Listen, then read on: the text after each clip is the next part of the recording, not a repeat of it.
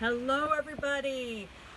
My name is Christine Patterson. I'm a program specialist with Hancock Parks Department, and I am here out at Riverside Park today out at the Zonta Landing to learn about great blue herons.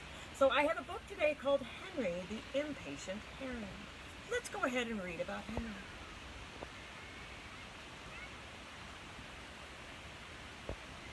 Henry was a young heron, a great blue heron that lived near a pond. His long, thin legs were great for wading, and his long, pointed bill was great for catching fish. But the young heron had a problem. He couldn't stand still. Other herons stood still for hours, legs stiff, bodies rigid, necks poised to strike out for a fish or a salamander or a tasty frog that might swim by. They stood still so long that the fish and the salamanders and the frogs forgot the herons were there. But the young heron was impatient and had been that way since he hatched. The other chicks in the rookery waited patiently in their high nest in the tree for Mom and Dad to return for food. Henry hopped and squawked about, too anxious to stand still. His brother and sister said, "Stand still, you're stepping on our heads." But he couldn't.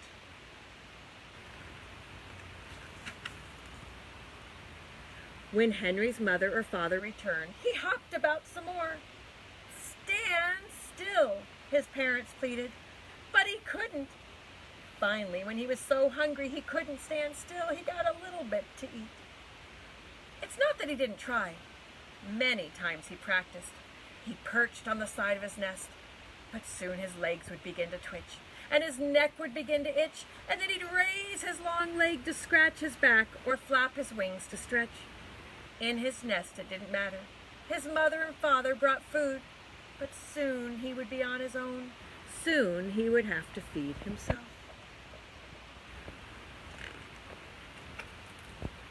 When it was time to fly, the young heron liked the way the wind felt beneath his wings.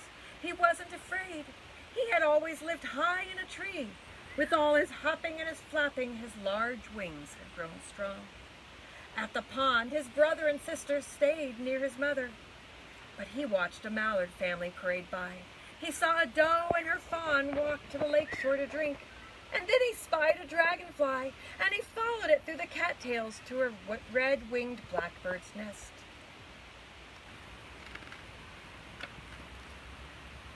There was so much to see and to do at the pond that Henry forgot about his family, until his tummy began to grumble and to rumble, and he looked for his mother, his sister, and brother, but they were nowhere to be found. That's when he knew he was alone, and he would have to feed himself. "I can do this," he thought. "After all, how hard can it be to catch a fish?"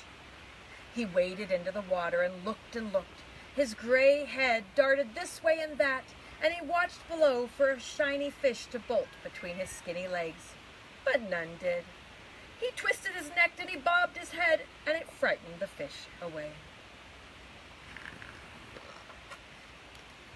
On the shore, the little heron spotted a salamander. Oh, what a tasty treat! He could move fast when he wanted to, so he ran towards the salamander with great speed.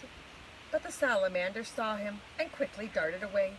His bill hit the bank where the salamander had been, and all he got was a mouthful of sand. Yuck!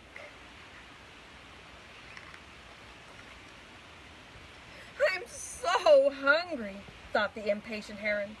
"Well, I'll eat the next thing that moves." And then he spied a plump little frog sitting on a lily pad nearby. Oh, just the thing, Henry thought, and he took a great leap. But the frog jumped away just in time. Henry followed, his long legs running, his wings flapping. But the frog jumped again, and Henry ran smack into a log and fell back into the water. Kersplash!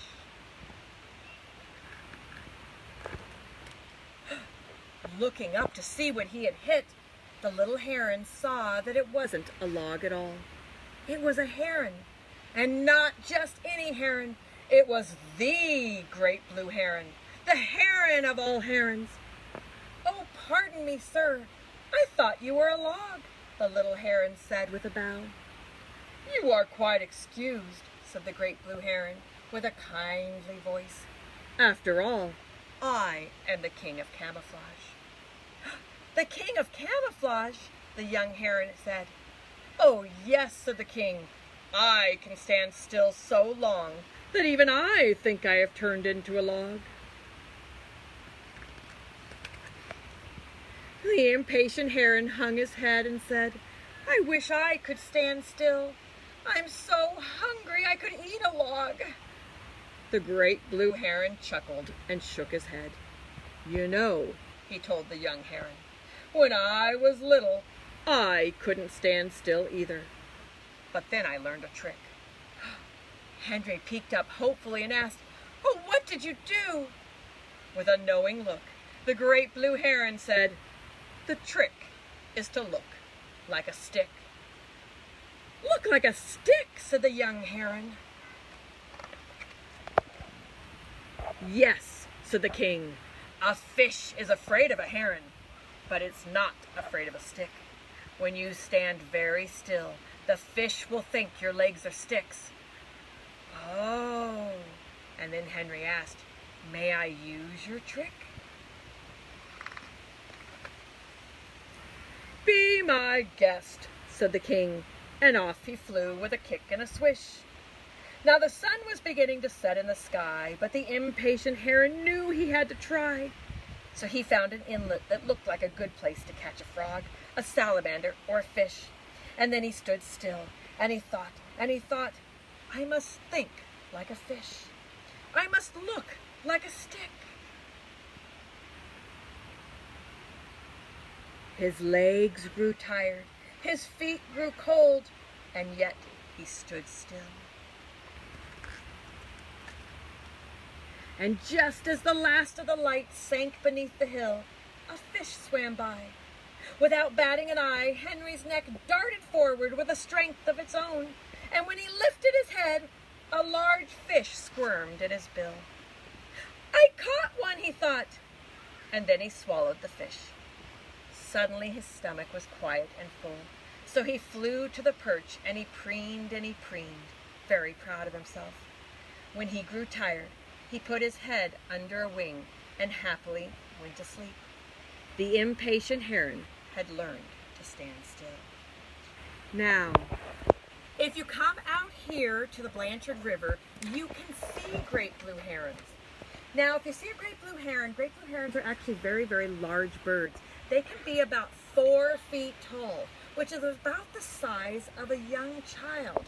Now, when you see a heron and sometimes you see their legs bend backwards, what you are seeing, this bend right here, that's actually the heron's ankle. Their knee is actually tucked up here underneath their feathers.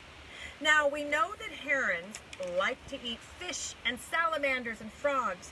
They use that sharp bill to catch them fast, and they stand very, very still in the water. You can see them at lakes and rivers and ponds. Now, when they're flying up in the sky, herons take that long neck of theirs and they tuck it in. So if you see a really big bird flying high and their neck is kind of tucked in like this, see how it makes a little S and it's tucked in? Then you know it's a heron. Now, herons, you might imagine, being such big birds, would build their nest on the ground, but they don't. They actually build their nests high up in the tree. And herons, even though they hunt by themselves, they like to be by themselves when they hunt, they like to be together in a group when they make their nests. You can see the bunch of them up there. Now, the male and the female heron make a nest up there, and then they lay 2 to 7 eggs, and those eggs hatch into little chicks. Now, those chicks stay up there, and the heron parents take turns going out to catch fish and salamanders to feed the babies. And then, just like in our book, when the herons are old enough, they go off on their own to go catch on their own. Now, herons here in Ohio, some of the herons here in Ohio do migrate. They might migrate down to Kentucky or Tennessee, or they could even go as far down as Mexico. But a lot of the herons around here actually stay here. They stay here year-round. So it's not impossible to see a heron here in the wintertime.